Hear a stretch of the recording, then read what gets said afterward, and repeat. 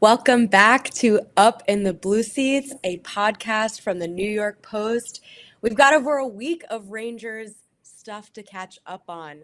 A 4-0-1 start, 24 total goals, almost 5 goals a game. 2 against the Red Wings, 1 against Toronto, the most recent ones. Larry, general reactions to the most recent 3 games we've seen from the Rangers. Well, I think they're playing pretty well. They've cut down their gaffes in the defensive zone. They're still relying on Igor Shesterkin a little bit too much. But honestly, if you have the best goalie in the league or one of the 3 best goalies, why not rely on him? I don't think there's any real point of concern at this point in the season. The point of concern is how they're going to manage their lineup when they're all healthy, if they're all healthy. But it's been a pretty good start. I think there are a lot of guys who are getting their games going. So there's a pretty good communal feeling, I think, around the team right now.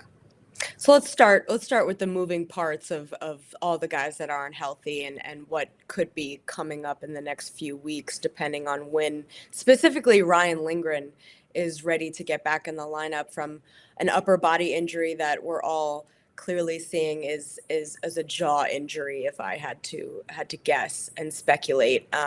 He's been a full participant in practice and morning skates, but he is still wearing that full face shield, and it looks like over the last few times I've seen him, there's even more padding right in this area, these big white pads right here. So I'm not sure if something else was done, and that's why we're going on a little bit longer than his week span.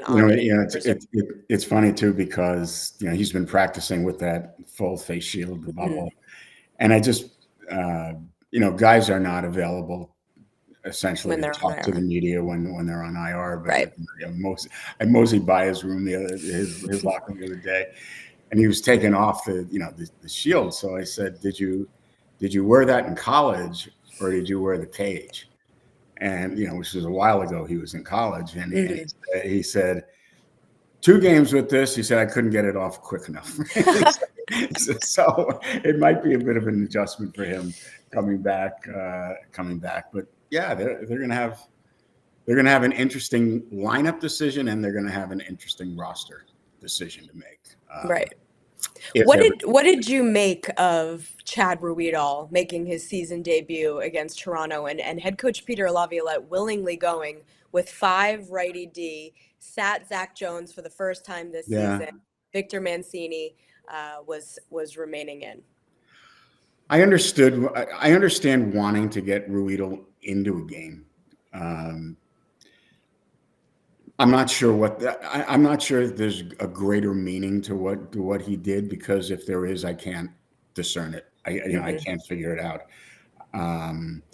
Does Lindgren become the play? I mean, was Mancini on the left the other night? Yes. A placeholder for Lindgren, and they're going to go now Lindgren, Ruhwedel. I mean, why? I don't know. I honestly, it didn't make a lot of. They were fine. Their pair sort of got caved when you look at the numbers. Ruhwedel and Mancini, their top 4 played well. I'm not sure what to make of it, honestly. Mancini should be in the lineup every night. Jones really hasn't done anything to lose his job. Lindgren has to get back in. The path of least resistance is to send Mancini back, because you're not going to lose anybody, and he can go down and play 22 minutes. But you're also subtracting a pretty important component from your lineup. He's been very good. Right. He's added another element to this. And again, if Mancini goes down, and is it the end of the world? No, it's not the end of the world for him to go down for however long it is and develop in the American League. But he seems to be developing just fine in the National. Yes.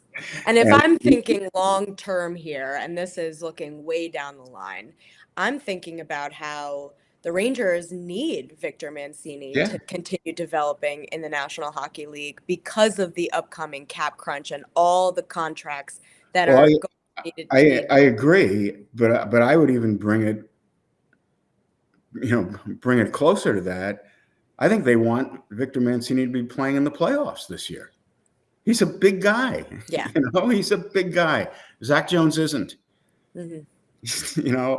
I'm not a big guy. Neither is Zach Jones. It's okay. We all have our Okay. things. It's okay. No, but I do, if we're sticking with Zach Jones, you do got to feel for Zach Jones in You this do. type of situation because, he first time he cracks the lineup at a training camp. He's been waiting patiently. He's been serving in this depth role for a while. Finally gets a shot. Like you said, hasn't really done anything worth losing his No. rollover. But I do think that a core philosophy of Peter Laviolette's is keeping everybody in the mix, keeping everybody involved. At the same time, I do think that he's using this as an opportunity to weigh all the different D pairs that he could have with Ryan Lindgren's status up in the air and trying to keep Mancini in the mix as well, seeing what he can do with the different right Right. and lefty shots. Right. And will they go to their default? Will they fall back Right. to Lindgren, Fox, Miller, Trouba? Mm-hmm. If they do that takes Braden Schneider out of the top four, which Right. I like their top four right now. I think they Yeah. should. I think they should stay with their top four. I don't think Mm-hmm. you have to. You can always go back to Lindgren, Fox, Miller, Trouba if at a drop of a hat. Right. Always. You can always go back to it, if it's necessary, if there are injuries, whatever it is. But I like, I like the possibilities of Miller, Fox, and listen, Trouba Schneider pair has been pretty good. I have liked that. I think Schneider has adjusted well to the left. They get the defensive zone assignments. They do. And, their start time in defensive zone is, I think, almost 65-66% in the defensive end, Mm-hmm. and the other two are heavily weighted to offensive zone start time. So I like that pair. I think Schneider is developing. I like him on the left. His offensive game has, is aided as any player is on his offside. So, but they have a lot of options. Yeah. How to the first one, and they're still winning. and They played 5 righty defensemen and they're still winning. Peter Laviolette is toying with his lineup and the Rangers are still winning. They have gone back and forth between Johnny Brodzinski and Matt Rempe, and I know I'm not saying that, that right wing spot on the fourth line is going to change the trajectory of the Rangers in a single game, but just the movement, it's a little different, I think, because last season he made a point, I think, to try and keep everything the same for as long as possible. Obviously, it's different. The first half of the year was a little different. Hedel went down. Right. Bonino was playing a lot. I mean, it was a little different the first half. The second half, I think there was, and we've talked about that a lot, how stable they were and how that changed in the playoffs. But they're also, again, there's no need to get ahead of ourselves, except that's what we do. But they're also going to have a decision when Jimmy Vesey is able to come off, but that's still a way. We'll save that for another podcast day. But I will say one last thing about the D pairs in particular, the whole Ruidal playing, Jones sitting situation. The only thing that I can confidently say about the whole situation that I took away from it is that Victor Mancini's stock is up. I think so. As well it should be. Right? He's earned his ice time. He's earned his spot here, and that's another factor. When players earn their spots, don't they deserve to be here? It's tough on. I cannot imagine that they would put Zach Jones on waivers. No, they'll lose him.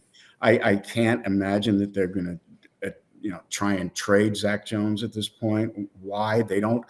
You're all no matter how strong you think you are in D, you're always 2 injuries away from scrambling. And right now, with Mancini having established himself at this point of his career, and with Jones playing well, they're not in a position to start losing guys off their roster. They're not. So it's going to be interesting, what they do. And again, I didn't quite, I wasn't quite able to get into Laviolette's head on his decision the other night, which is probably better for him that I could. Despite your best efforts. Despite it. Well, switching gears to the front of the lineup, I guess, so to say. I mean, could you ask for any better starts to the season for Alexi Lafreniere and Artemi Panarin and Vincent Trocheck, honestly? I mean, the line has truly just, it looks like it has a year of play and chemistry under their belt. Yeah, I think, the Lafreniere Panarin combination is so interesting because, they seem to think the game the same way. They see the game the same way. We were talking, remember 3 years ago, we were talking about how Panarin and Ryan Strome saw the game the same way. And what was he going to do when Ryan Strome left? No disrespect to Ryan Strome, who's, he's a very nice, and he's had a very nice NHL career. He's a terrific guy. But they seem to have survived without Ryan Strome. Trocheck is, filled it. But they're just, the way Panarin and Lafreniere play off each other is exciting. I also think, though, they've been electric at times, but it's not as if they are necessarily carrying the 5-on-5 the way they did so much of last year.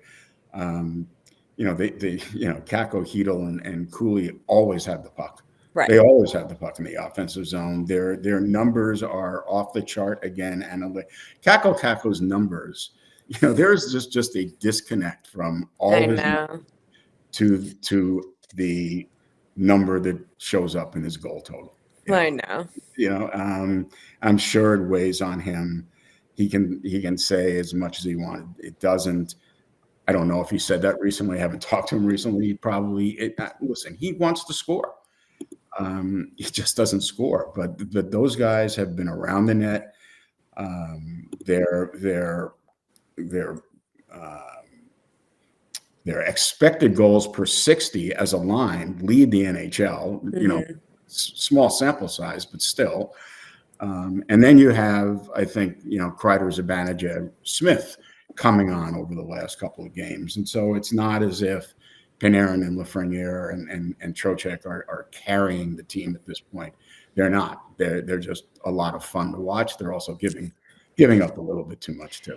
It's a lot of fun, aside from the defensive side of the game. But that line, I feel like, has been so much fun to watch. I mean, Panarin with the hat trick the other night against Detroit.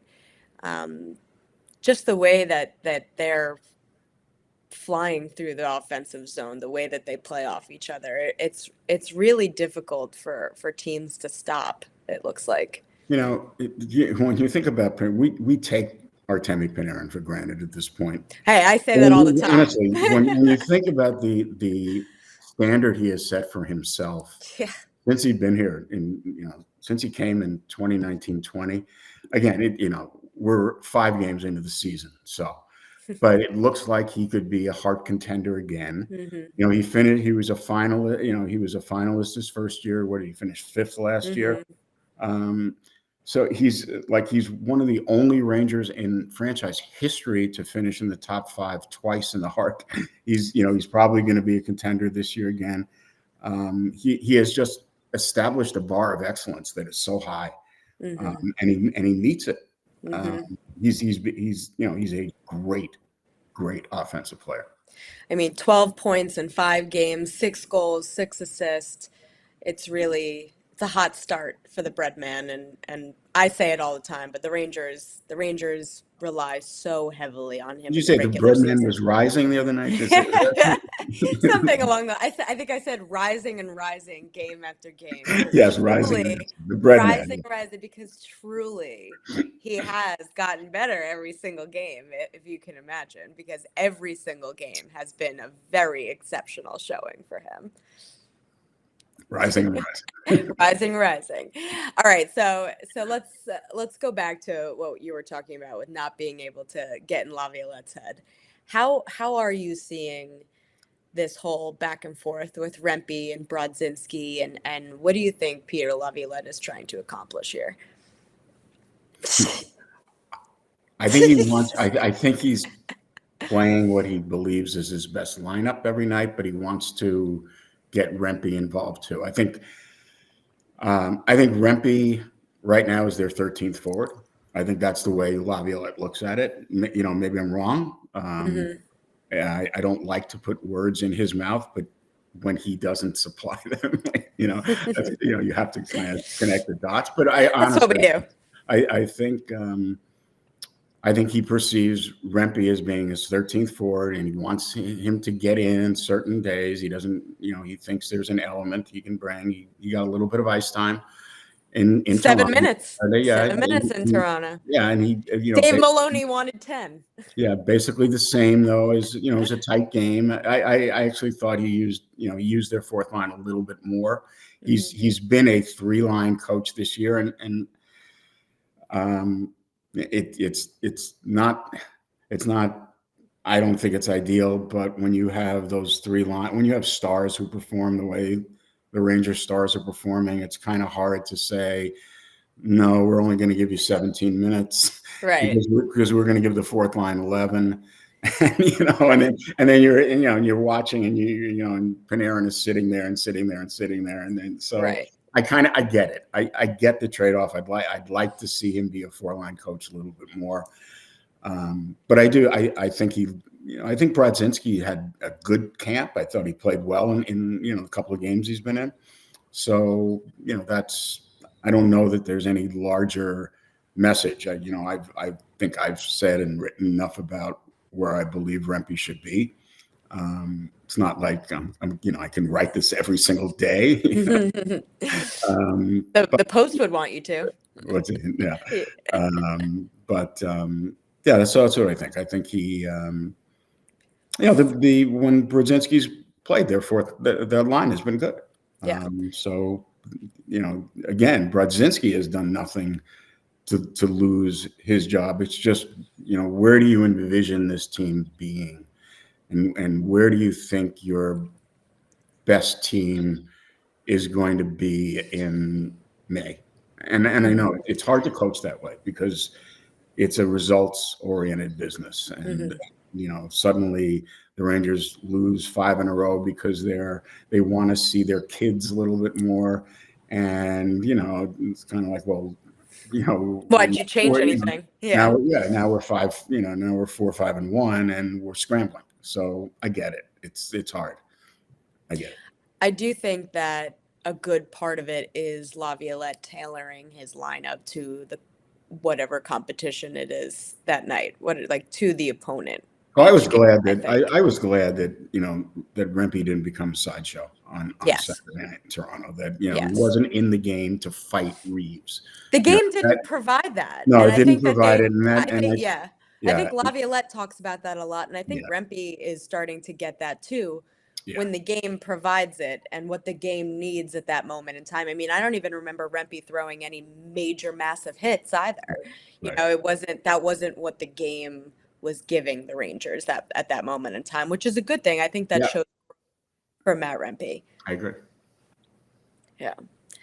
All right, and what else do we got on this? We've got Good goaltending. I was about to say, and we've got an absolute stellar start to the season for Igor Shesterkin, I would say. I mean, the one thing that I can't get over. Re-sign Soto. No, we're going to start hearing re-sign Igor or extend Igor in Madison Square Garden soon, because the price is going up every game, it almost feels like.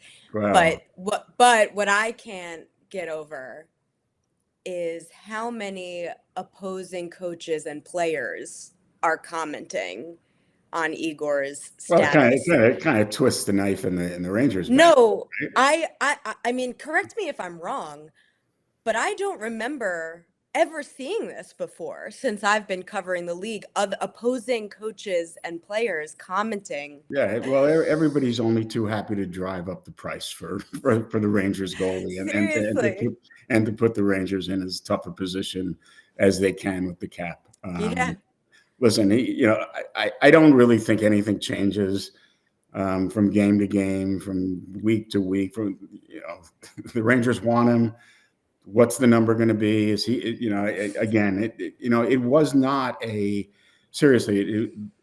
This was not a daily topic of conversation with the Yankees this year when Soto was playing it. It was not a daily topic of conversation when Judge played it out 2 years ago. I mean, it is what it is. He's playing. Was it a daily topic of conversation a number of years ago when Steven Stamkos was playing it out in Tampa? It wasn't. It came up every once in a while, and I'm sure the Rangers are. I'm sure Chris Drury is not happy. Yeah. And look, why would you talk about somebody else's contract? It really has taken me. I mean, Stolarz the other night is like, I can see why he's going to be the highest paid goalie in the league. I mean, that's your counterpart who you just beat on the other side of the ice, who's not only tipping his cap to you, but he's rising, literally like, yeah, rising tide lifts all boats. Rising tide no, lifts like all boats. I've gotten kind of a kick out of it. I mean, I know, like you said, I don't think Jury has, but I've gotten a bit of a kick out of it just because, I mean, it gives us something fun to write about because I feel Yeah, like that just doesn't happen so often. But it really also, I think, is a testament to the respect that the Rangers have gotten around the league. I think that it's very, very much so apparent that they are recognized as one of the top teams in the league right now because you're not getting those types of compliments yeah, unless you are. But it has surely been entertaining. yeah. And I thought Quick played well in the Quick Czech also did play. week, and Yes, that's important for him to to be as dependable as he was last year. 100%, 100%. So right now, their penalty killing is good. Power play is working pretty well. The second unit can't get on. What else It's is like new? nothing. It's like nothing has changed What since else last is year. new? Seriously. The other, when we're talking about Zach Jones before, Hmm.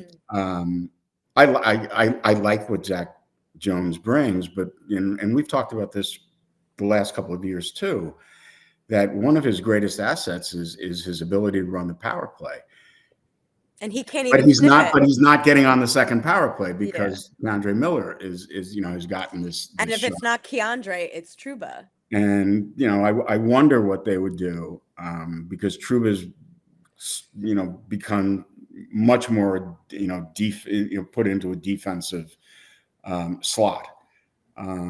But again, there's this whole part of Zach Jones that the Rangers don't really get to see because he's not on the second, he's not on the power play. So I think that's he makes him that makes him a very, very valuable asset, both internally and externally, because again, you're not going. Chances are you're not going through 82 games without uh, nicks and bruises and the opportunity for Jones to get on the power play. I'd like to see him on the power play. And for as much as we've talked about getting Alexi Lafreniere on the top power play, I mean, that first unit has basically just said, no, we're fine. Yeah, exactly. The Exactly. last few No, games we're in good. particular, yeah, no, Yeah, no, we're all right. yeah. Um, Definitely have gotten that vibe from them. But no, it's. I was talking to Trocheck about it the other day, and after they scored 3 power play goals, and he said, the fact that it started to come along maybe a little bit later in the last few games, but because they have so much time together, so much chemistry. Um, it's a comfort thing for them, honestly. Yeah. Just it's 5 games, so naturally it took a little time to get back into the swing of things. But man, once they did, Well, they it also didn't. They also really weren't on the ice a lot during training camp because true. Panarin wasn't on a lot, and they were going the first week or like 10 days at camp. They were trying this 1A 1B, Right. so they didn't have their power play unit together really all of training camp until Very true. the last couple of days where they had 20-minute sessions, so they weren't on together at all. Um, so if it took them, 2 or 3 games to recall their muscle memory, then that's what it took. But yeah, it is. Um, it's like we're good. No, actually, we're and all and these fine. second unit guys, they just can't get on. They They can't just even get cannot on the get on. ice. It's But I mean, we've been talking about the same thing about this power play for 3 years now. I mean, when they are on, yeah. they're unstoppable. So it's kind of like, Well, they have the uh, puck and yeah. yeah, and Laviolette has to weigh, going through the motions when they're not clicking to then reap the benefits when they are, because it is such a huge part of who they are and their offensive drive. But I mean, the first 5 games of the season, I mean, 24 goals, but most of them have been 5-on-5. But now that the power play is starting to connect too, they're going to be a hard team to outscore, and especially when you've got strong goaltending in net, it's hard. They're a hard team to play against now. They really are. All right, well, that puts a bow on episode 163 of Up in the Blue Seats, a podcast from the New York Post. Um, if you had a good time, leave us a comment, give us a thumbs up. What have you liked about the Rangers' first 5 games of the regular season? And we'll catch you on the flip side. See ya.